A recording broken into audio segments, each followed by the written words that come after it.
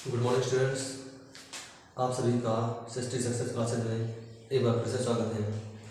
आज आपके लिए क्लास 10 मैथ का थर्ड चैप्टर का फर्स्ट प्रश्नावली 3.1 लेकर आया हूँ। इसके पहले मैंने इसी चैप्टर का इंट्रोडक्शन कराया था इसके नेक्स्ट वीडियो में। तो हमने ये बताया था कि ये दो चर वाले रैखिक समीकरण क्या होते हैं। तो अगर आपने मेरा वो वीडियो नहीं देखा है तो सबसे पहले उसको देखिएगा, उसके बाद इस वीडियो पर आएगा। वहाँ आपको ये समझ आ जाएगा कि दो चर वाले रैखिक समीकरण क्या होते हैं, रैखिक समीकरण क्या होता है। वो हमने विद्युत एक्सप्लेन किया है, उसमें मैंने सिर्फ यही बताया है कि रैखिक समीकरण होता क्या है। आज मैं उससे संबंधित नंबर क्या लेकर आया हूँ। फर्स्ट क्वेश्चन लेकर आया हूँ। क्वेश्चन पढ़ने क्या है।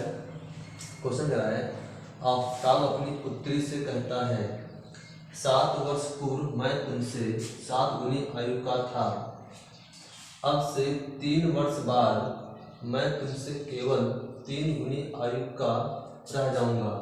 इस स्थिति को बीजगणितीय एवं ग्राफीय रूपों में व्यक्त कीजिए। मतलब सवाल को हमें बीजगणितीय फॉर्म में और ग्राफ के रूप में रिप्रेजेंट करना है। तो हमने आपको ग्राफ के रूप में रिप्रेजेंट करना, हमने उसकी प्रीवियस लेक्चर में वीडियो में बताया था कि कैसे इसको रिप्रेजेंट करते हैं। तो सबसे पहले इसको बीजगणितीय रूप में प्रदर्शित करेंगे। अब ग्राफीय रूप में प्रदर्शित करने के लिए हमें हर एक समीकरण के कम से कम 2 सॉल्यूशन होने चाहिए, उसके 2 बिंदु होने चाहिए, जो 2 योग जिससे हम रेखा खींच सके। हमने आपको बताया था इससे नेक्स्ट वीडियो में। तो पहले हम क्या करते हैं, इसका हम बीजगणितीय फॉर्म व्यक्त करते हैं कि इसका बीजगणितीय रूप क्या होगा। चलिए क्वेश्चन पढ़ते हैं यहाँ से। देखिए क्या है, आफ्ताब अपनी पुत्री से कहता है कि 7 वर्ष पूर्व मैं तुमसे अपनी 7 गुनी आयु का था। एक चीज ध्यान दें, जब भी क्वेश्चन में उम्र से रिलेटेड कोई क्वेश्चन आया है, उम्र से रिलेटेड अगर कोई भी क्वेश्चन आता है एग्जाम में, तो सबसे पहले आपको एक बात ध्यान रखना है, उस व्यक्ति की वर्तमान आयु पता करना है। यहाँ पर सुनना, उस व्यक्ति की वर्तमान आयु पता करना है। जो भी इसमें व्यक्ति हैं, 2 व्यक्ति हैं, 1 व्यक्ति, 3 व्यक्ति हैं, हर एक व्यक्ति की आपको वर्तमान आयु पता करनी है कि उसकी वर्तमान आयु क्या होगी। क्योंकि अगर हमें वर्तमान आयु पता है, वर्तमान मतलब हमें प्रेजेंट टाइम में इस समय हमारी उम्र क्या है, तो अगर हमारी इस समय जो उम्र है उससे हम बाद की उम्र और पीछे की उम्र निकाल सकते हैं। जैसे मान लीजिए अगर आज हमारी उम्र 20 साल है, मान लीजिए कि आज हमारी उम्र कितने हैं, 20 साल। ठीक, अगर आपसे ये कहा जाए कि बताइए 5 साल बाद, 5 साल पहले आपकी उम्र कितनी थी, तो अगर आज हमारी 20 साल है तो 5 साल जाए इस बात कितनी होगी, 15 साल होगी। और उसके बाद अगर 5 साल बाद कितनी हो जाएगी, तो 15 से 20 5 25, 5 साल 25 हो जाएगी। जब हमारे आज 20 साल उम्र है तो 5 साल पहले हमारी कितनी रहेगी, 15 रहेगी। और 5 साल बाद क्या है तो हमारी कितनी हो जाएगी, 25 हो जाएगी। तो यहाँ एक चीज़ का पता करना, सबसे बड़ा मेन कॉन्सेप्ट इस बात का ध्यान कि जब भी उम्र से रिलेटेड कोई क्वेश्चन आए, आपको एक बात ध्यान रखना है कि उसकी वर्तमान आयु पता करना है। क्योंकि अगर वर्तमान आयु पता हो गई तो उसकी तुम पहले की उम्र और बाद की उम्र निकाल सकते हो। इसका करना।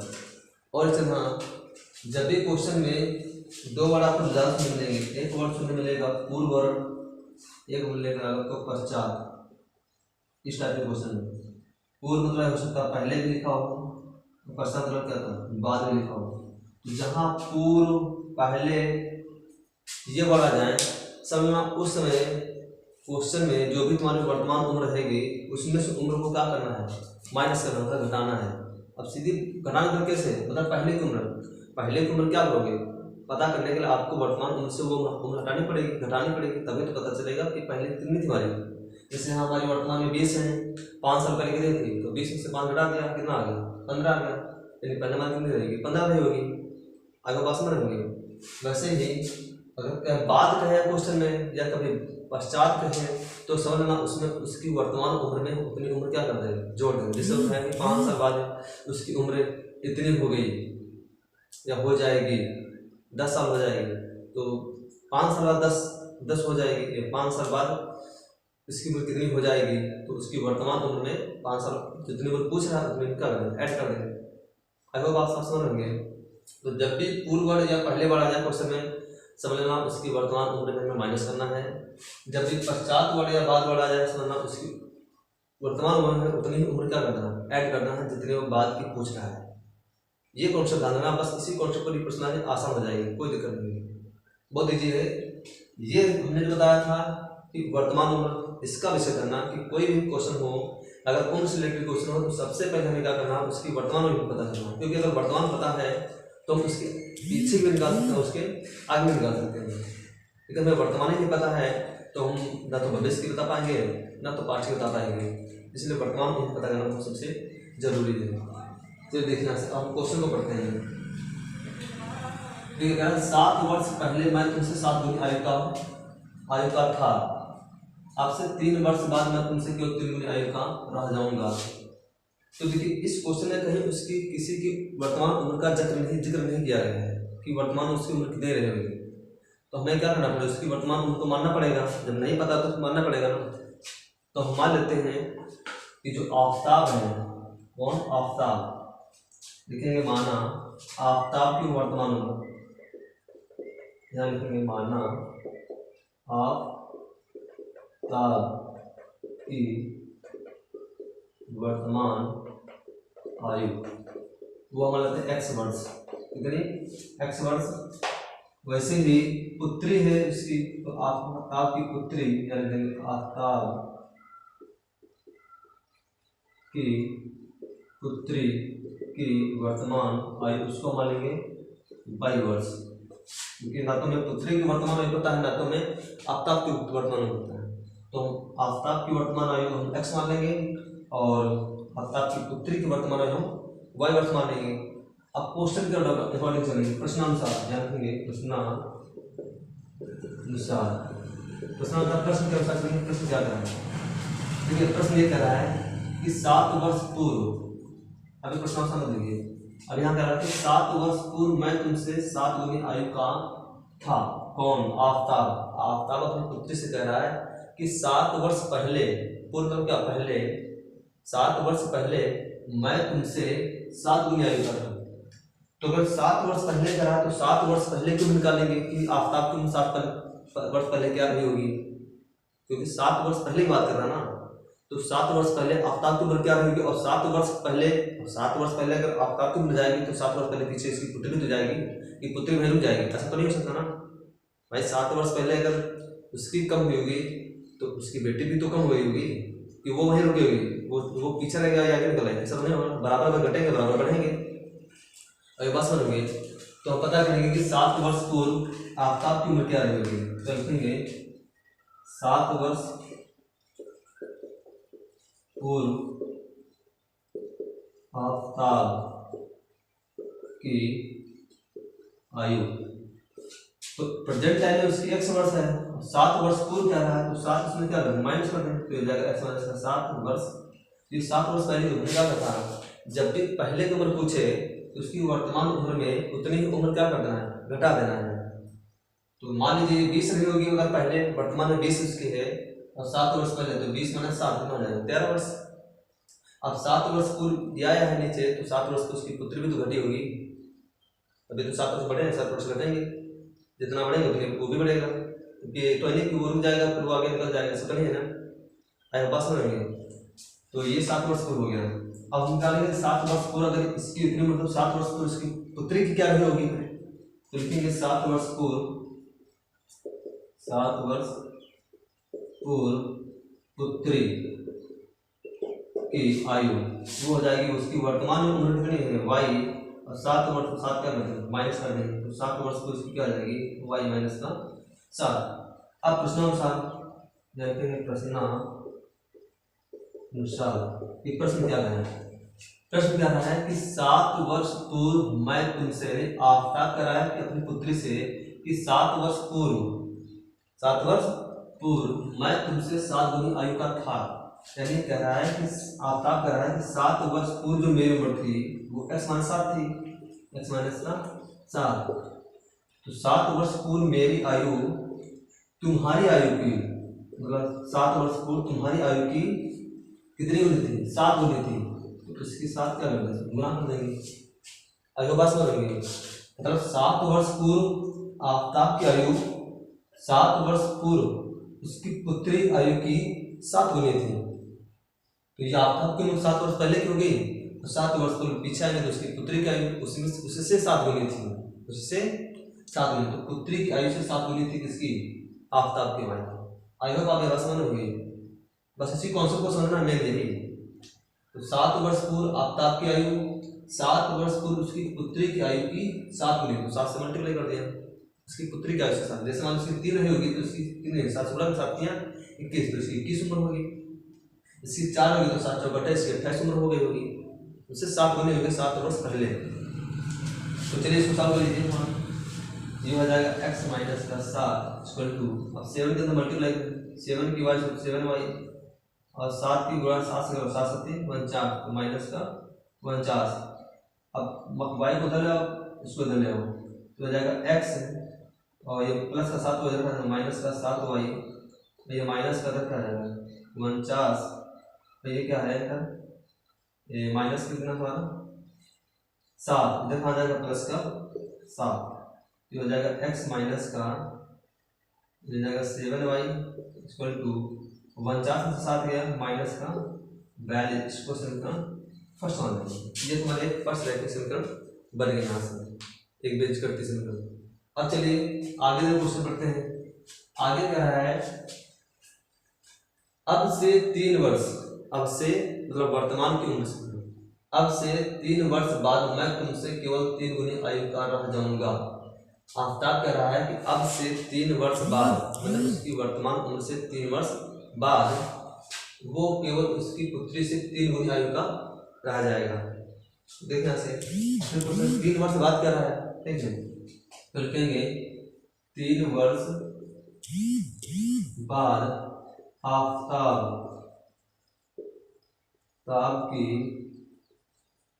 वर्तमान आयु, वर्तमान सॉरी 3 वर्ष बाद आफ्ताब की आयु, आफ्ताब की आयु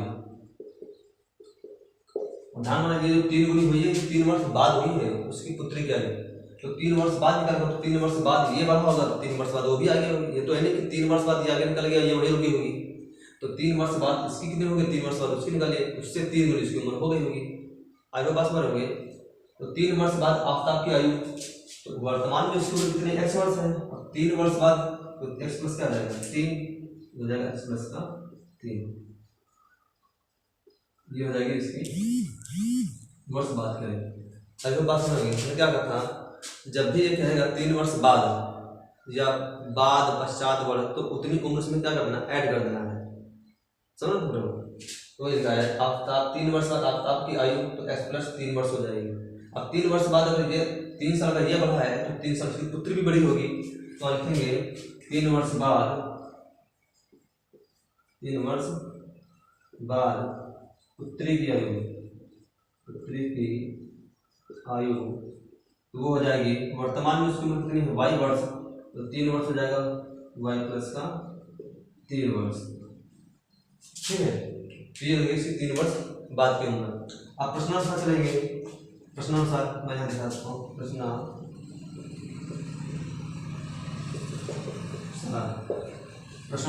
अब प्रश्न क्या कह रहा है, प्रश्न कह रहा है कि अब से 3 वर्ष बाद मैं तुमसे केवल 3 गुनी आयु का रह जाऊंगा। कौन, आफ्ताब। आफ्ताब कह रहा है कि अब से 3 वर्ष बाद मैं तुमसे 3 गुनी आयु का रह, तो 3 वर्ष बाद यानी 3 वर्ष बाद आफ्ताब की उम्र x प्लस 3 वर्ष, उसकी पुत्री की आयु y प्लस 3 की 3 गुनी हो जाएगी, तो इसे मल्टीप्लाई कर देंगे। बात समझ गए। 3 वर्ष बाद आफ्ताब की जो आयु है, 3 वर्ष बाद आफ्ताब की जो उम्र है वो 3 वर्ष बाद उसकी पुत्री की उम्र की 3 गुनी हो जाएगी, क्योंकि 3 वर्ष अगर आगे ये बढ़ा है 3 वर्ष उसकी पुत्री भी तो बढ़ेगी, वही लिखा 3 वर्ष बाद आफ्ताब की उम्र उसकी पुत्री की उम्र की 3 गुनी हो जाएगी, तो पुत्री की उम्र में 3 गुना हो जाएगी। मान लीजिए इसकी उम्र हो गई कितनी 15, तो इसकी कितनी हो जाएगी 45, इसे मल्टीप्लाई कर देंगे, आगे पास में रहेंगे। अब इसको भी सिंप्लीफाई कर लेते हैं, तो हो जाएगा x प्लस का 3 इक्वल टू 3 से मल्टीप्लाई 3 की y से 3y और 3 के 9 3 3 9, तो हो जाएगा 9। अब y को तो परसेंटेज कर दीजिए, चलिए मैं यहाँ करके दिखाता हूँ, y को तो परसेंटेज करिए, फिर हो जाएगा x ये प्लस का 3 उधर हो जाएगा माइनस का 3 y इधर प्लस का 9 लिखा है और ये प्लस का 3 रखा जाएगा माइनस का 3, ये हो जाएगा x माइनस का 3y और 9 में से 3 गया 6, ये समीकरण 2 बन। तो यहाँ देख रहे हैं एक समीकरण फर्स्ट बन गया, एक समीकरण सेकंड, तो ये 2 रैखिक समीकरण बन गए, तो ये इनका बीजगणितीय रूप हो गया। हमें क्या कहा था, अगर उनका बीजगणितीय रूप में व्यक्त कीजिए और ग्राफीय रूप में व्यक्त कीजिए। तो ये तो उनका बीजगणितीय रूप आ गया। अब हमें क्या करना है, इनको ग्राफीय रूप में रिप्रेजेंट करना है। कैसे? ग्राफीय रूप में। अब ग्राफ में कैसे रिप्रेजेंट करेंगे, तो सबसे पहले मैं इसको हो जाता हूँ, आप इसको समझ लेते, फिर मैं बताता हूँ इसको ग्राफ में कैसे रिप्रेजेंट करेंगे। आई होप आप लोग नोट कर लिया होगा। चलिए मैं बाकी से मिटा देता हूँ, खाली सभी को नोट रखो बस।